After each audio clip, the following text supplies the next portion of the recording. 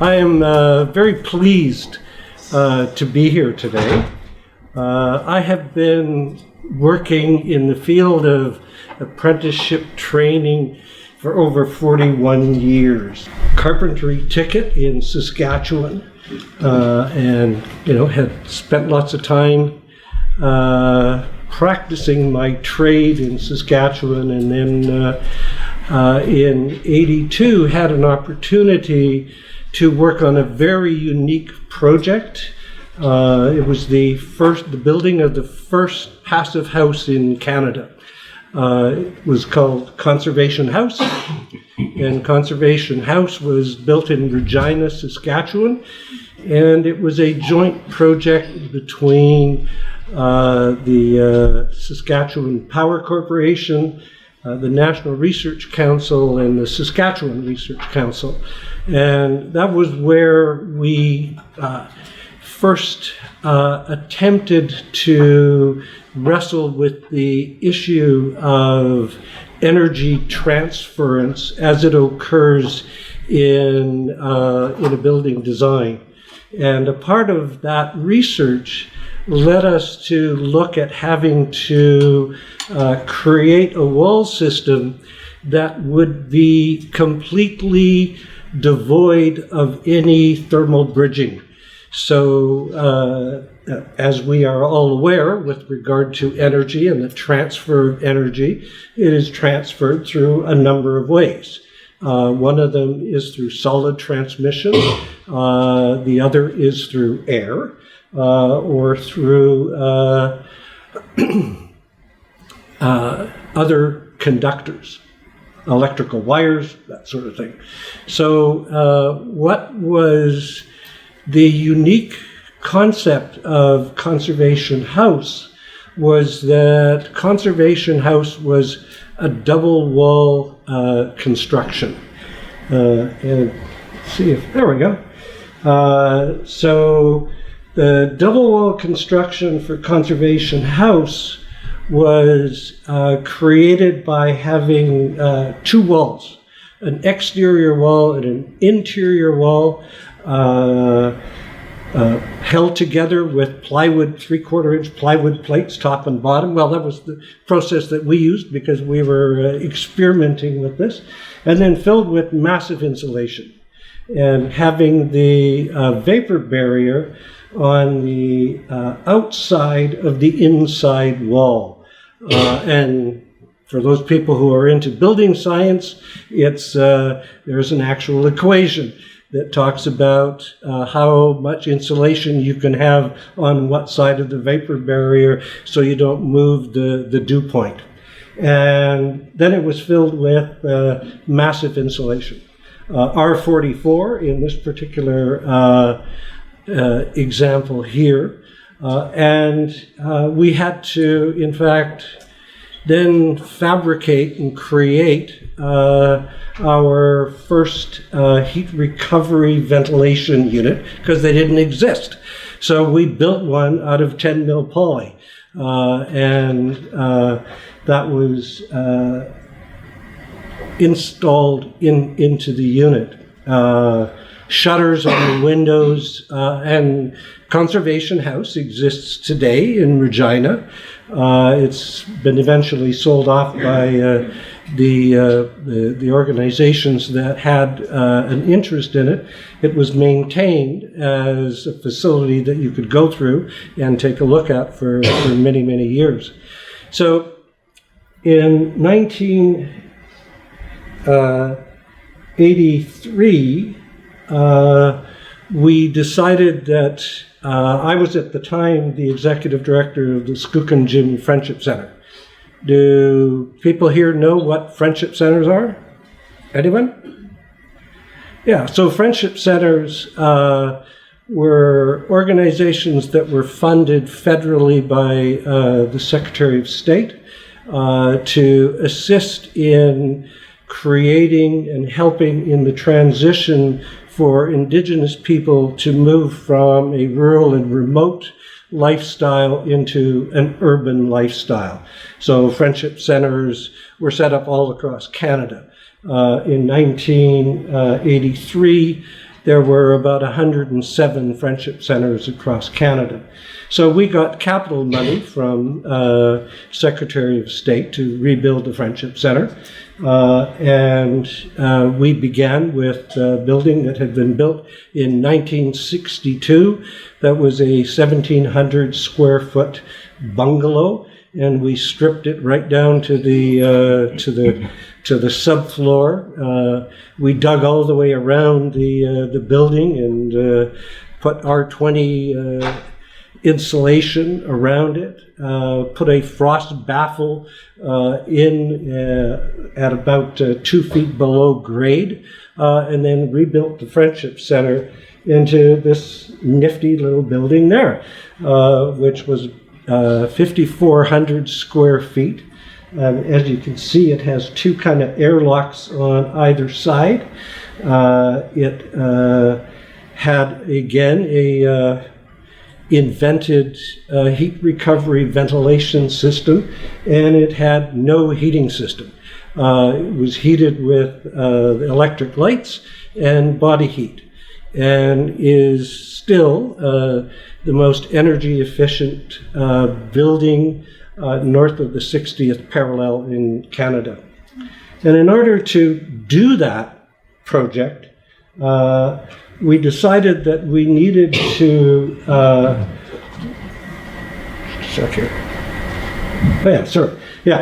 we needed to look at creating a workforce that had the skill and ability to be able to build this kind of a building. So we worked with the Council for Yukon First Nations, and we brought in one apprentice from each of the 14 nations across the Yukon Territory. I got a special dispensation from the BC Yukon Apprenticeship branch to have 14 apprentices under my ticket on the basis that I would do an hour of classroom time every day. We brought in representatives from each of the nations across the territory, and one of the things that we found out as we were having the apprentices enrolled was we worked with Yukon College, and we began the process of testing, because as we were working on the job site, we found out that there was a lack in the skills that apprentices had, specifically with regard to reading and comprehension and mathematics skills. And certainly carpentry as a trade really requires strong mathematics skills. So we created a workbook that dealt with math and with comprehension and reading, and had all of the examples designed to look at the actual field of carpentry. And we went, so what is it that we need to do to be able to transform this apprenticeship program into something that can be readily attuned to individuals coming from rural and remote Yukon. And we said, okay, so, you have a tool belt, you've got a hammer, you've got, all of those things. And what we'll do is we'll, go to Radio Shack and pick up a whole bunch of, calculators, and we'll put a calculator in your tool belt, and that will be one of the things that is a trade tool.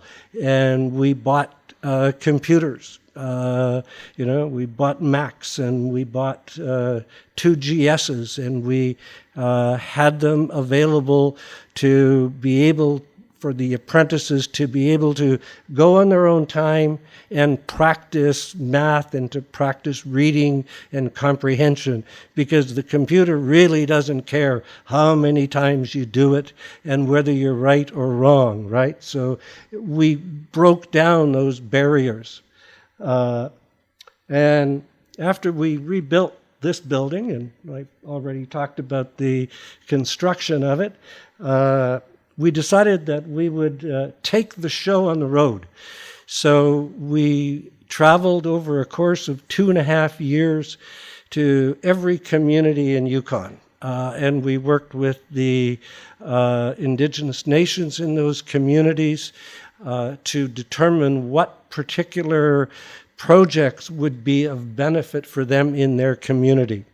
So over the course of the 2.5 years, we did retrofits, we built new houses, and in fact we built 2 passive houses in the community of Old Crow. And Old Crow is 700 kilometers inside the Arctic Circle.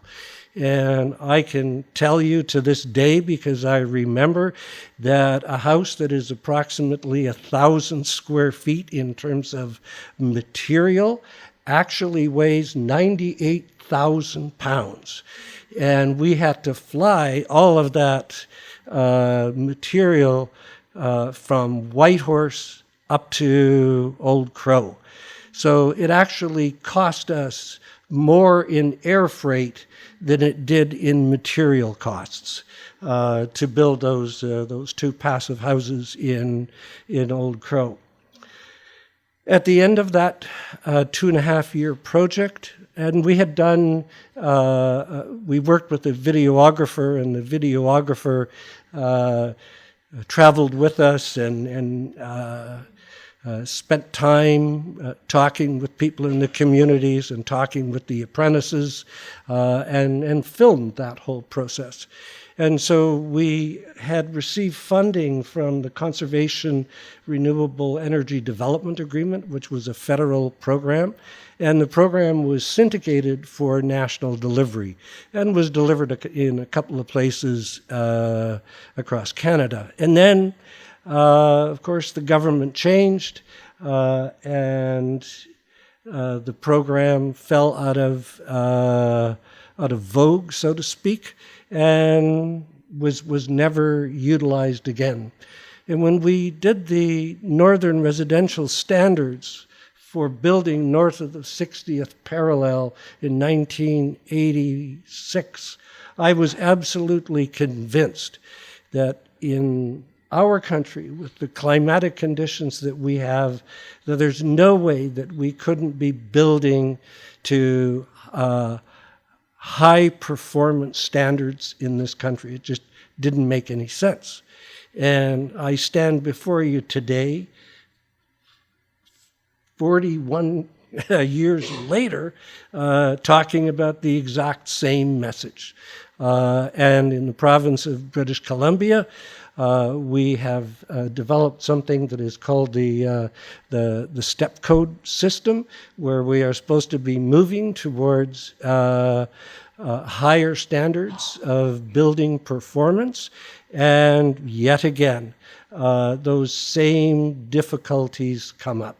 The contractors are dragged kicking and screaming to look at building higher performance buildings, and it's always the same story.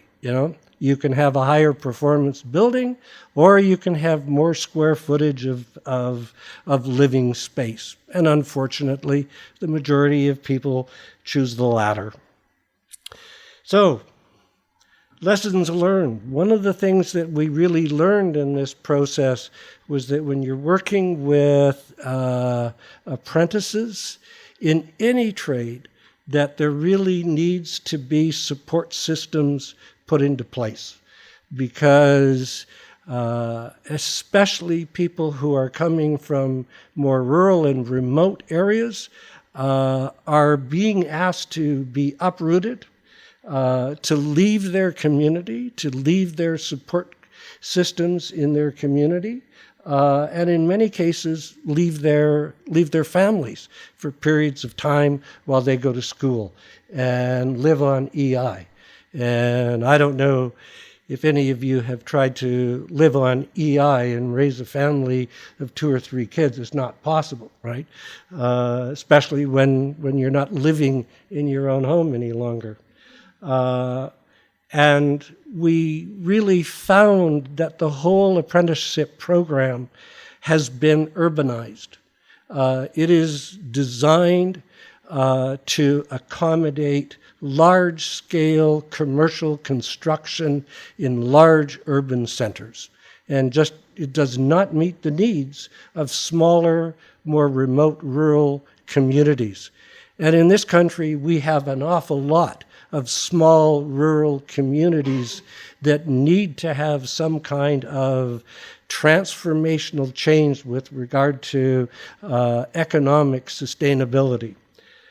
The other thing that we found was what we labeled as fear of success. As people became successful, they had to change their lifestyles. And, going out and partying, one night a week and trying to maintain your job can work. Partying every night doesn't. And so a part of what we found in that process was that individuals were losing their friends because their friends were looking at them and going, you're too good for us these days. You don't come out, you don't hang with us, right? So people would try to burn the candle at both ends, and then they would simply fall out. They'd abandon the program because it was just easier to capitulate. And that success really in urban or in rural communities is not just tied to individuals being successful in an apprenticeship program, but it's really tied to the issue of economic transformation. The economies of many of our rural communities has been absolutely decimated. And so if we can build programs at the community level that can be supported and maintained, and we can train young people to get their apprenticeship in whatever trade it is, there is the ability then in that community to start to create some sense of sustainability with regard to a transformational change with regard to the economy of small rural communities. So, to today, 41 years later. So one of the organization that I work with is the Roots to Roofs Community Development Society. And we work very specifically with both Indigenous and non-Indigenous communities to help create that kind of transformational change. And we do it in large part through apprenticeship programming. And I'm going to talk about a specific project that we were able to be successful in and is ongoing, where we actually took what we learned in Yukon and brought it to a BC community. So the community of Halalt lost massive houses in an atmospheric river event in the year 2021. And Roots to Roofs as an organization worked with an engineering firm here in town called RJC Engineering, and we began to look at saying, what is it that we can do to assist the community of Halalt in rebuilding? And there was a definite desire in the community to continue living where they were. It was their traditional land. It was their traditional village. It's where they had always been. Unfortunately, where the village was is hemmed in by the Chemainus River on one side, the ocean on the other side, and when they built the A&E Railway, because it was an Indigenous community and they were going over the gorge at the far end, they just filled it in. In most instances, they built trestle bridges, but, it was an indigenous community, so they just filled it in. And, of course, in the atmospheric river event, when it flooded, the water level came up 2 meters and just destroyed all of the houses. A lot of them didn't have massive structural damage, but as you can imagine, by the time the water receded, it was, black mold and just incredibly difficult living conditions.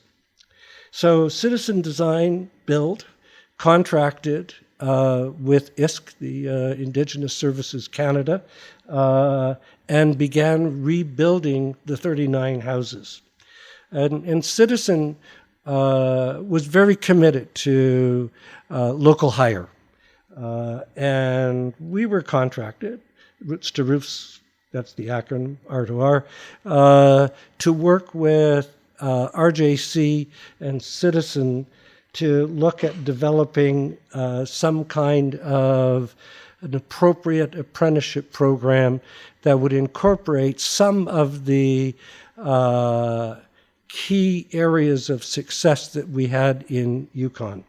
So as you can see, what we're doing is we're actually raising the level of the village by 2 meters, because that's the 100-year high water mark. And as we build these houses, the land around the houses is raised up to that level. And as all of the houses are completed, then there will be some change in how we decide to finish the landscaping, and some of it will be left with little valleys and play areas and stuff like that, right? So R2R put together a consortium of people to begin to look at how we could do a 4-year apprenticeship program on site in Halalt, in the community of Halalt.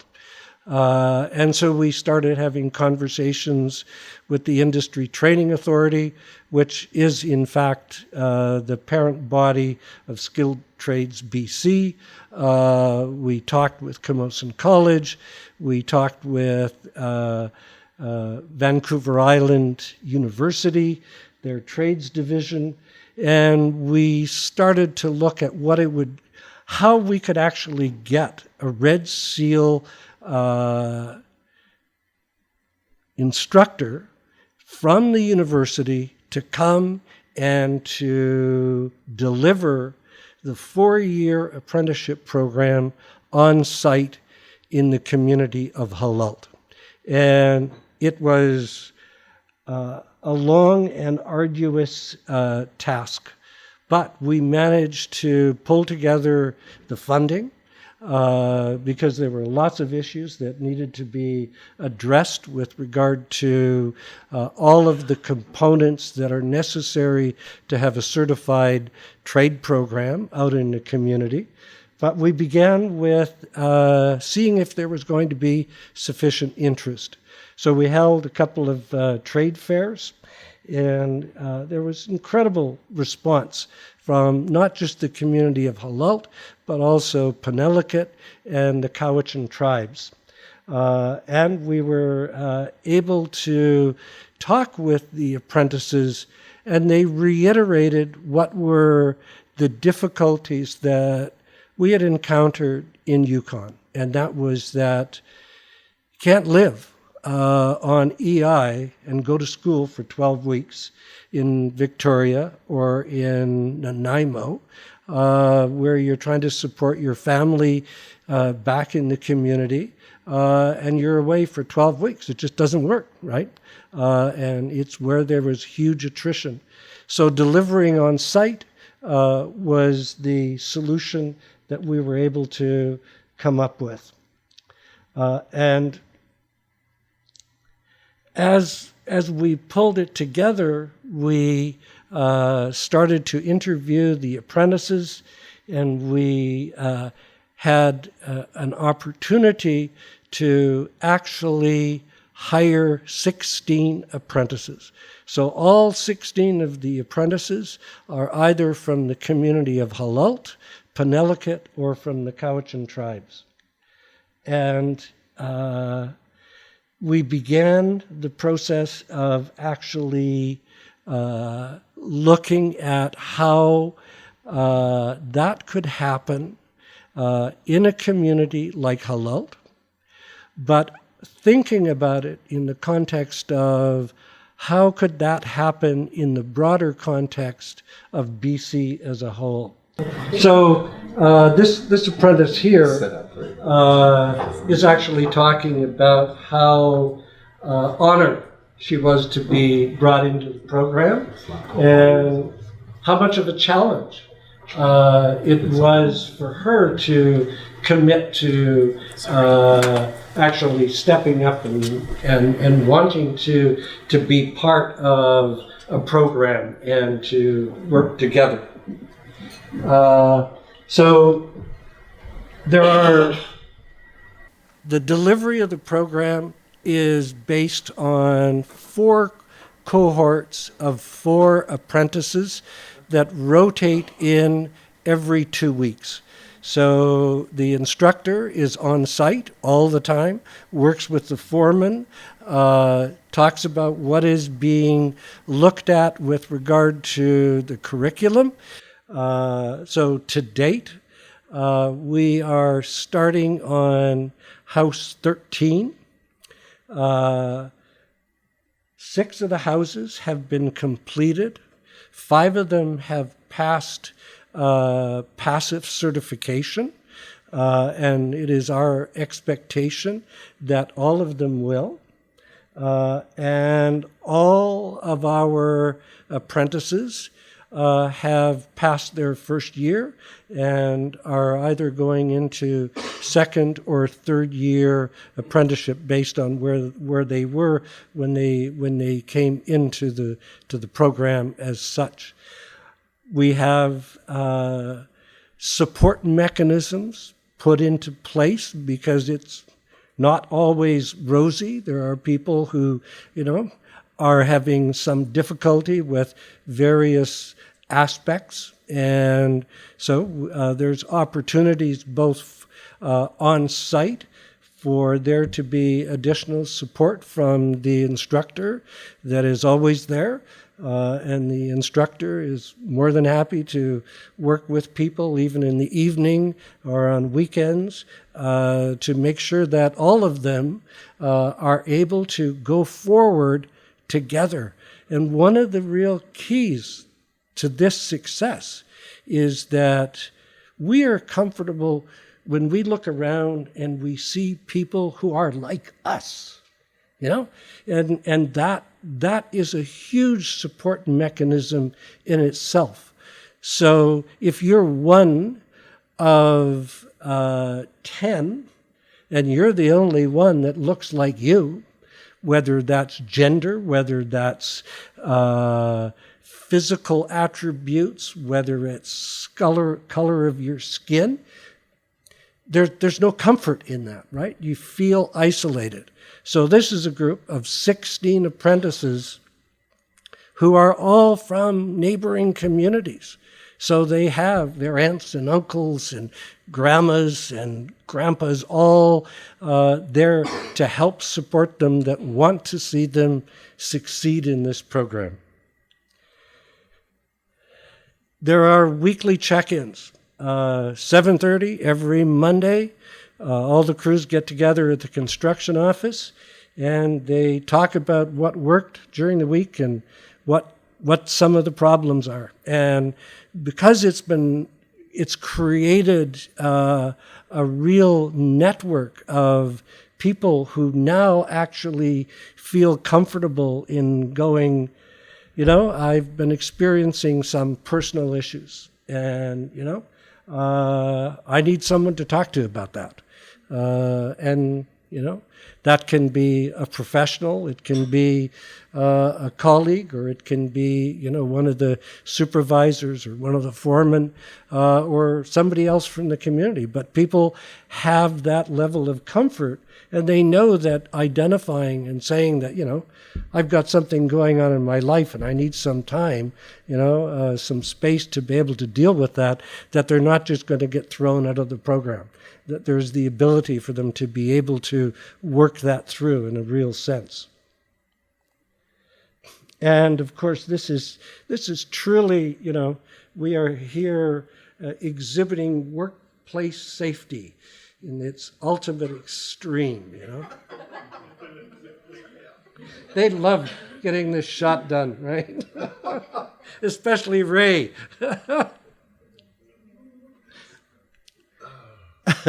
So far, the program is going in the way that it has been built to go forward. There's lots of talk by apprentices now about what they want to do when they're actually done. Some of them are actually talking about, maybe, setting up a small, business to do renovations or, build a couple of houses of their own. But it's that whole thing of, I helped to build that house in this community for my aunt or my uncle or my grandpa. And it's that sense of ownership, of commitment and engagement with the community. So we are working and have been for 2.5 years now in collaboration with the Taloquiet Nation out on the West Coast.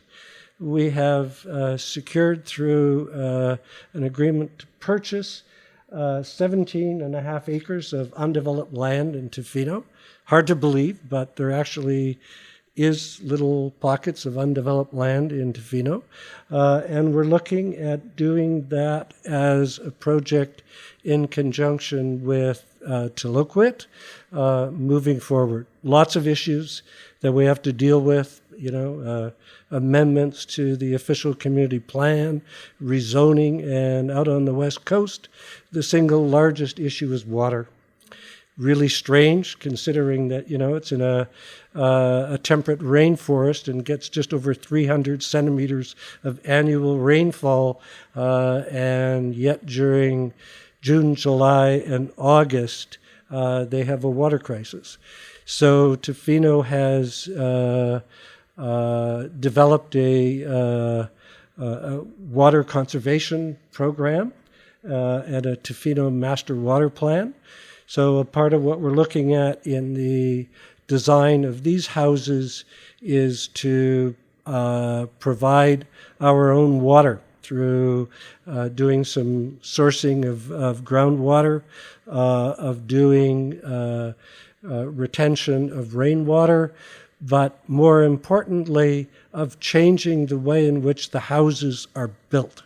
So average house in Canada, 50% of the water that is used for flushing toilets. So I do a lot of work in European countries, and they go, really? You use drinking water to flush your shit down the toilet? Really? That's what you do? It's easy to develop the systems where you're not doing that. So if we can put in systems that look at flushing toilets with gray water or with rainwater, we automatically reduce the water needs by 50%. And that will be the selling point as we go forward to work successfully with the District of Tofino and with Taloquiet. So, thank you for your time, and I guess this is where I want to make one pitch, and the one pitch is that we have received some support in the project that we have done from the Canadian Union of Skilled Workers. They've provided us with some funding to be able to do this kind of a project, because there are no funding sources. And one of the things that we learned early in this game is that governments come and go, funding sources come and go, and if we can build this in to the way in which we fund the project, and this is a pitch for Citizen as well, Citizen has significantly reduced what their normal profit is so that they can actually self-fund the 12 weeks for all of those apprentices on an annual basis, because there's nobody that will provide that funding. They're not eligible for EI. So we have gotten a contribution from CUSW in terms of their pension fund. It's an investment. We are providing a good return on that investment. So I ask you to think about that. Think about supporting these kinds of ventures with the resources that you have. So, thank you. I don't know if we have time for questions. Thank you very much, Stan. Does anybody have any questions for Stan Boychuk? So just a quick question about that apprenticeship program that you're running. Those apprentices, after the work is done, do they all go on and have an opportunity to get tickets? Like you said, it's a 12-week program, but can they further that in their communities for the full and get their tickets, like their construction? Oh, no, yeah. So they're all signed up as apprentices to Citizen Design Build. All of their time is being logged. So they have now all got their first year. So if you're familiar with the apprenticeship program, they have the 1,700 logged hours that they need to complete in 4 years their ticket, and that'll happen each year. And then you said some of them actually do go on and get their tickets. In your program, have you built having those folks then come back to their communities and be the instructors for the next? Oh yeah, it's going to be cyclical. Yeah.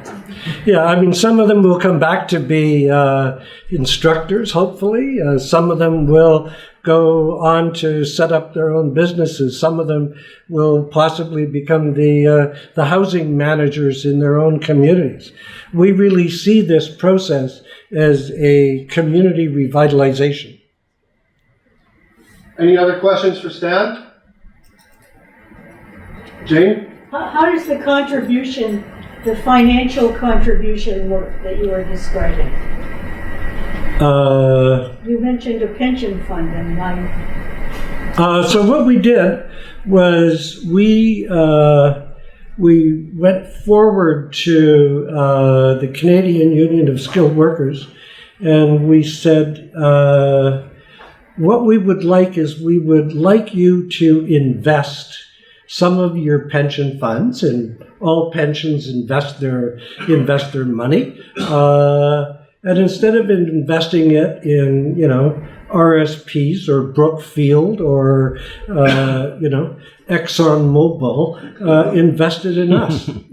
We'll pay you 5% return on investment over a 5-year period of time. There's risk in every investment that you ever do, but this one is pretty low risk. So CUSW said, yeah, it sounds like something that we as a union, with the belief system that we have, would be interested in supporting.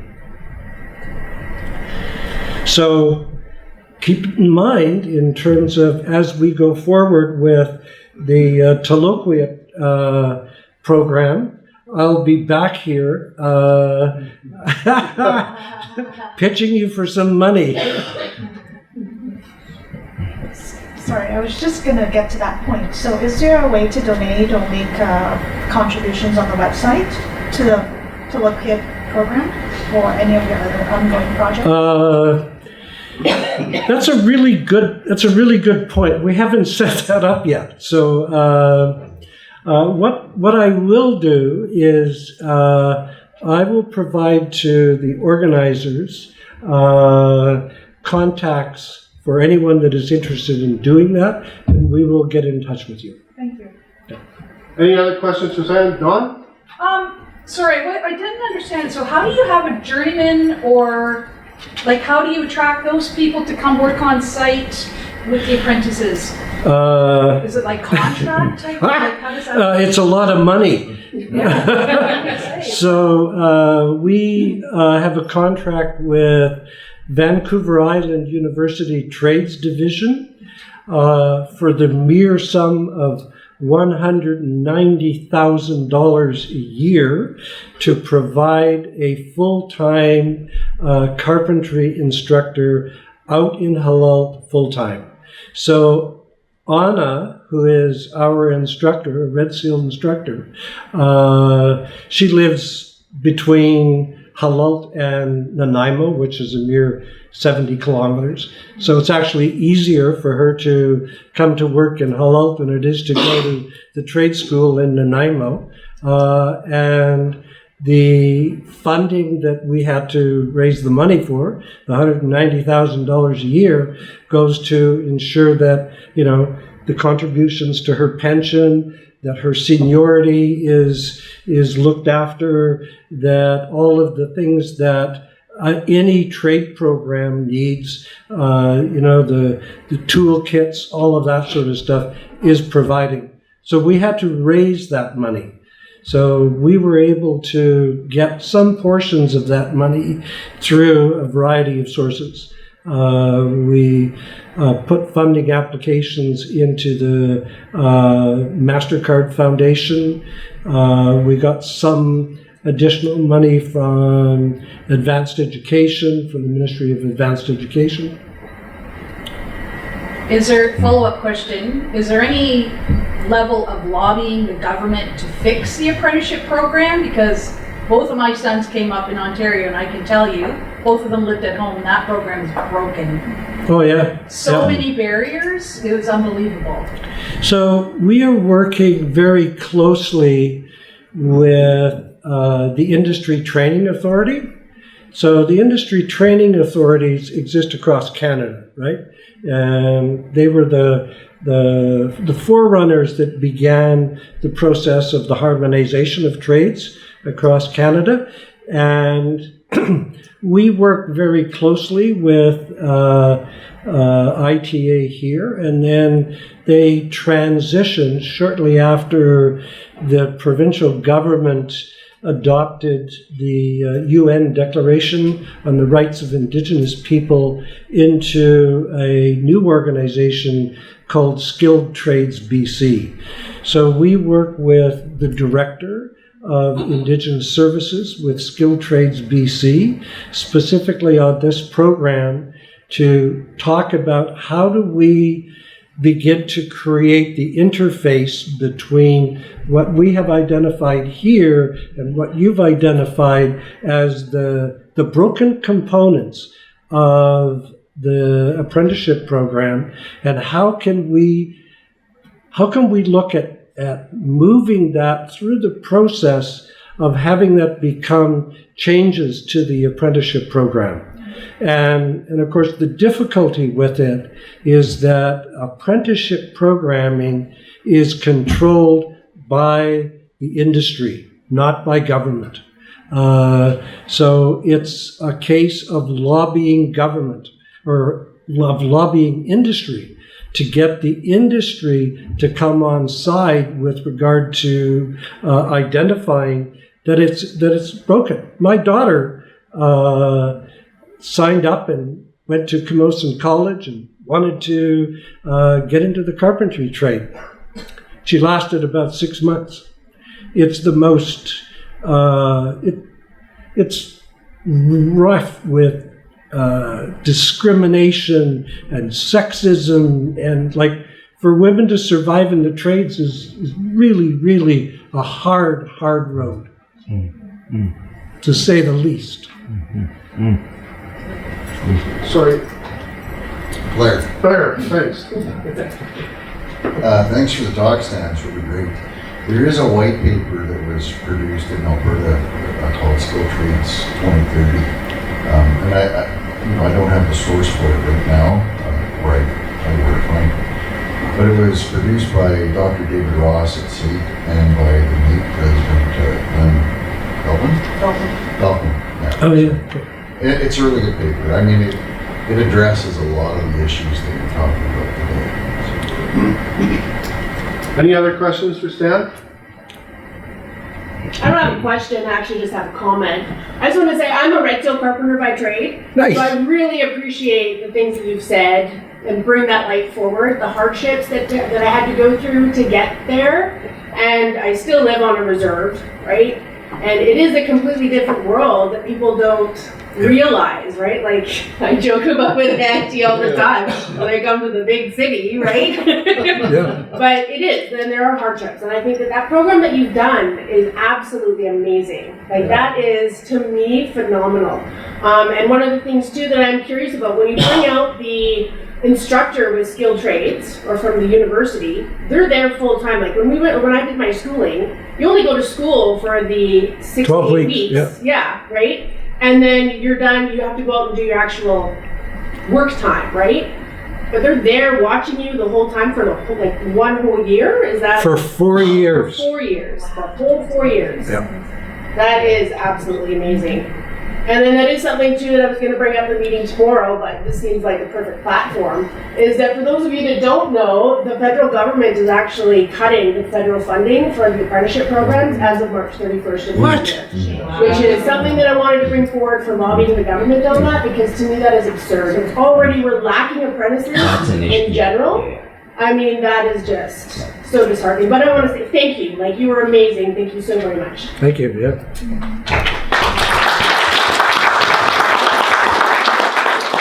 Any other questions for Stan? I just have one quick question. Back in 1983, when you gave all the apprentices the Mac computers, do you have one like stashed away in your garage? I do. Oh my God! Hold on to that. Fortune right now. Yeah, it's worth a fortune. Do you remember the ad? The Apple ad in 1984? It was like 1984 George Orwell. Yeah. Where that hammer goes flying into Microsoft. Amazing. Yeah. Any other questions for Stan or comments? Seeing none? All right. Thank you. Yeah, I was just Thank you very much for coming in today. It was a great lesson. I'm glad I was here for this. Good. Please hang around. This is a gift from Confederation of Canadian Unions. And please hang around today and have lunch with us. Okay, will do. Yeah. Thank you very much.